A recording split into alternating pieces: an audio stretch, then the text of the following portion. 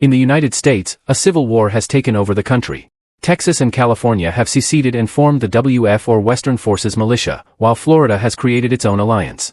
A third-term president leads the government forces against the secessionist movements, and he often appears on TV to make speeches, swearing victory is close thanks to the defense of the loyalist states. However, nobody believes him, and it's only a matter of time before Washington, D.C. is reached by the WF. War photographer Lee watches the speech from her hotel room in New York and even takes a picture of the TV. Then she notices a bombing occurring in the middle of the city. The next day, Lee and her colleague journalist Joel take a car downtown to cover a protest in which desperate people are begging for water. They're given fluorescent vests before Lee mingles with the crowd to take some pictures. Things soon get violent as the police officers try to push the people back, only for the crowd to retaliate. This doesn't scare Lee, who just keeps taking pictures, but a young photographer named Jessie gets struck in the chaos. Lee immediately drags Jessie away to safety and learns the girl is a fan of her work. As she gives Jessie her vest, she notices an armed woman running into the crowd with an American flag and pushes Jessie down for cover right before a bomb explodes, killing almost all the protesters. For several minutes Jessie can't hear anything and she has to deal with her shock. However, Lee quickly comes out to take pictures of all the bodies. Jessie forces herself to take a picture too, not wanting to be seen as lesser. Later at a hotel where all journalists are staying, Lee and Joel discuss their options with their mentor Sammy while Lee tries to upload her pictures regardless of the slow Wi-Fi. There are rumors of a big attack on July 4th to make it historically relevant, but they aren't sure if believing it. At that moment the power goes out, which happens often since the war started, and that's why the hotel has a generator ready. After some prodding, Sammy learns the duo will drive through the country's war zones to reach D.C., but not to cover the front lines. They want the last interview with the president, who hasn't given an interview in 14 months. In fact, journalists get shot if they approach the White House. Sammy thinks their plan is insane and even knows what the best route to reach D.C. is, so Lee guesses he wants to reach D.C. too. However, Sammy wants to go to the front lines in Charlottesville, Virginia, and he needs a ride. At first Lee and Joel are worried because Sammy is too old to run, but in the end Lee agrees to bring him. Afterward, Lee tries going to her room on the 10th floor and the receptionist reminds her that the power comes and goes, so using the elevator could be a risk. At that moment she's approached by Jessie, who has come to thank her and give her the vest back. Lee tells her to keep it and to get a helmet for the future. Jessie explains she's been a regular photographer so far and she's trying to become a war one, which is why Lee is her hero. Later in her room, Lee takes a bath to try to relax, but she's haunted by all the atrocities she's seen in the many wars she's covered. There's been disgusting amounts of death, destruction, and torture, and Lee took pictures of all of it while being unable to help those in need. The next morning the group gets ready to leave and Lee is shocked to see Jessie in the car. She has an argument with Joel, who calls out Lee's hypocrisy on many points. She's fine with Sammy, who can't run, and all journalists start at that age, including Lee herself. With no arguments left, Lee agrees to bring Jessie, but only if they drop her at Charlottesville with Sammy. The group takes off, and when they leave the city, Sammy reminds Jessie to pay attention. The roads are full of abandoned or broken cars, so they must drive around them. At a checkpoint, soldiers make sure to check their journalist IDs before letting them pass. During the trip, Sammy and Joel discuss what kind of questions Joel can make during the interview, like touching on the subjects of disbanding the FBI and using airstrikes against American citizens.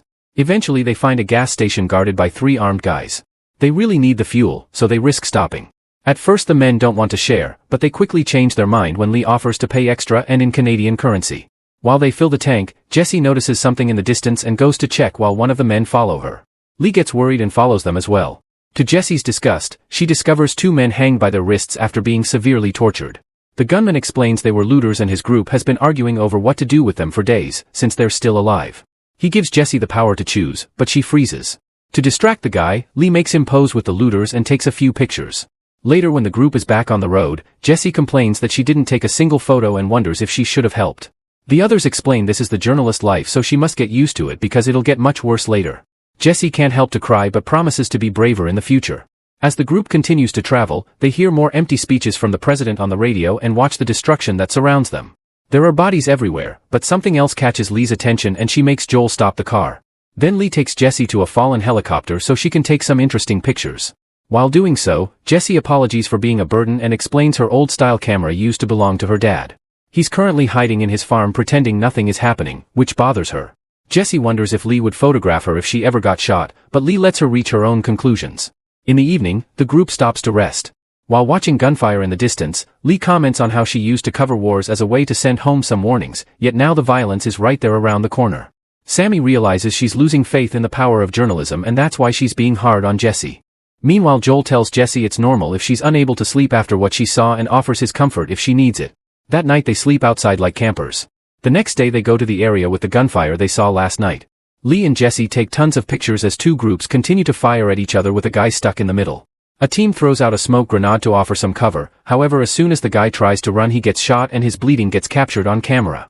His teammates drag him to safety and try their best to deal with his wound. Unfortunately the man won't stop bleeding and dies as Jessie takes photos of the whole process. Afterward the team enters the building and the journalists follow them. They find a bleeding man asking for help and he gets shot down. Jessie can't help staring as the team finishes searching the building. By the end, Joel is laughing with a fighter as if it was a normal workday. The soldiers capture a few enemies and takes them out for execution, which Jessie takes pictures of too. Sometime later, the journalists arrive at a refugee camp. All tents are full so they'll still have to sleep in their car. While Jessie develops her pictures the old way, she continues to bond with Lee, who explains her parents are also in a farm pretending nothing is going on. When Jessie finally takes a look at her pictures she's disappointed that they don't look good, but Lee reminds her this is normal, only one of every 30 photos will be worthy. Jessie eventually finds an excellent picture of the dying man and Lee compliments her work. That night the group is able to relax with other refugees before returning to the horrors in the morning. Their journey continues as the journalists watch the never-ending death and destruction by the roads. Jessie takes more pictures, putting the faces of her friends on the shots for extra impact. Eventually they reach a town that looks perfectly normal, with people hanging out on the streets and peace all around. They stop by a clothing store and ask the clerk what's going on, so the clerk explains her town has chosen to just ignore the war. Jessie convinces Lee to try on a dress, pointing out that being at war doesn't mean she can't have nice things. She teases her looks and takes a picture of Lee's smile because it's the first time she sees it. Afterward Lee goes back to Sammy, who points out there are armed men on the roofs. He also says this life wouldn't have suited them because it's boring. Sometime later, the group finds an abandoned circus with a dead man in the middle of the road. Lee checks the area with her camera zoom but doesn't see anyone. Joel decides to move forward but as soon as they cross the entrance arch, their window gets shot. Panicking, Joel speeds up and runs over the body until he finds a safe spot near a truck to stop. There they find two camouflaged soldiers, who are waiting for the shooter in the house to reveal themselves. As the journalists move around to cover this incident, the shooter fires at them and fails. Jessie and Lee take pictures while Joel tries interviewing the soldiers, wanting to know whose side they and the shooter are with. However the soldiers don't belong to any team, they're just two dudes trying to kill a person that wants to kill them in return. After some waiting, the soldiers finally bring down the shooter and the group can leave safely. Sometime later, the journalists notice a car is speeding to catch up to them. Fearing the worst, Lee slows down to let them pass. However the car drives by their side and a guy screams at them, giving them a scare. Thankfully it's just a prank and these guys are Tony and Bohai, fellow journalists and friends of Joel. It turns out that during their night at the hotel, Joel got drunk and told Tony where they're going. Tony also reveals Joel had hit on Jessie. He's so excited to see them that he climbs through the window and gets in the car with them, saying they're more fun. Jessie is impressed and tries the same trick, ending up in the other car. Bohai likes her better than Tony and speeds up to leave with Jessie. Lee is worried even though Tony says Bohai is trustworthy, and she gets even more nervous when they stop seeing the other car ahead of them. Suddenly a military car passes by and Lee has to go off the road to avoid crashing. Luckily she stops the vehicle right before they could hit a tree. They quickly return to the road and find Bohai's car abandoned by a farm with its doors open. The group goes to investigate and discovers Bohai and Jessie were captured by loyalist gunmen, who are keeping them on their knees while dropping bodies in a huge grave. Sammy points out these dudes aren't normal soldiers because they're clearly doing this in secret, but Joel thinks their press IDs can keep them safe everywhere. Lee, Joel, and Tony approach the gunmen and explain that Bohai and Jessie are part of their journalist group, swearing they're just going to Charlottesville to cover a story about a university opening again. Without hesitation, the head gunman shoots Bohai, leaving Jessie in shock and making Tony cry. The gunman asks them where they are from, so Lee, Joel, and Jessie mention their home states. However, when Tony explains he's from Hong Kong, he gets shot as well. As everyone panics, Sammy shows up in the car and hits the soldiers with it, causing them to fall in the grave. Jessie accidentally falls as well and she has to climb on the huge pile of bodies to get out. Joel helps her and the group gets back in the car to drive away, ignoring the remaining gunman that tries to shoot them as they escape. On the road, Jessie and Joel have breakdowns, and Jessie even vomits. They barely travel a mile or two before Sammy announces he can't drive anymore and the group discovers he's been shot. They move him to the back seat and Joel takes over the wheel, driving as fast as possible through a burning forest. Eventually they reach the WF military base in Charlottesville, where they have a flag with only 2 stars. Unfortunately it's too late, Sammy is dead. As Joel yells at the wind, the soldiers take Sammy's body away in a box. Lee stares a picture she took of dead Sammy, only to delete it. Moments later, they learn from journalist friends that most of the loyalists have already surrendered, so DC is undefended except for a few remaining soldiers. The president's death is imminent, which means the group can't have their interview. Joel is incredibly annoyed because it means Sammy died for nothing. Lee and Jessie take a moment to grieve together, and Jessie admits these past days she's felt the most afraid in her life, but also the most alive. Later, while Lee is washing Sammy's blood off the car, the trio agrees to leave with the WF so they can cover their attack on the White House.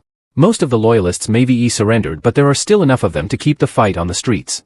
As the WF attacks the Lincoln Memorial, the journalists follow the soldiers through the area. Jessie is taking plenty of impactful pictures, but Lee freezes when she's hit by her PTSD.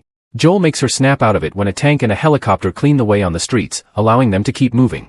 The soldiers go to different roofs to establish a line of defense, and the journalists hide behind an armored car to follow the story. Suddenly an explosion causes the armored car to drive away, so the group has to run to hide. Jessie is slower because she keeps taking pictures, especially one of a man in flames. She also gets some great shots of a tank finally breaking the wall surrounding the White House. Lee is still struggling and even crying, so Joel has to keep her moving. Nearby, another journalist and her cameraman are recording the whole deal. At that moment they notice some Secret Service agents bringing the president out of the White House and putting him in a car. 3 vehicles leave the area, and as soon as they crash on the streets, the soldiers surround them to shoot every single person inside. Jessie takes more pictures, however Lee guesses this is a decoy and drags her friends into the White House to find the actual president. Some soldiers notice this and follow them. Inside the White House, they find a few bodies and not much else. The soldiers soon arrive and start a thorough search that takes them to find an agent surrendering in the conference room. A more alert Lee takes pictures with Jessie as the agent explains she wants to negotiate the president's surrender, asking for him to be taken to a neutral country. However, the soldiers just shoot her and keep going deeper into the White House. More secret agents open fire on the corridors, and the journalists do their best to keep taking photos of every death. They run through multiple rooms, shooting one loyalist after the other with no mercy. When they reach an area at the back, Jessie takes a risk by standing in the middle of the hallway for a picture, and Lee jumps in front of her because the enemy is about to open fire. Jessie falls to the ground and doesn't hesitate to take pictures of Lee getting shot to death right in front of her. Afterward, Jessie is left in a state of shock for a few seconds until Joel asks her to come along to the Oval Office. The soldiers have surrounded the president, but before they can shoot, Joel asks them to wait because he needs a quote. The president says, "Don't let them kill me," and Joel decides that will do. Now the soldiers finally shoot the president down, winning the war. Jessie's final picture is the soldiers posing next to the body as if it was a hunting shot. Make sure to subscribe our channel Cinema Fathom and turn on notifications so you can watch more videos like this. Thanks for watching.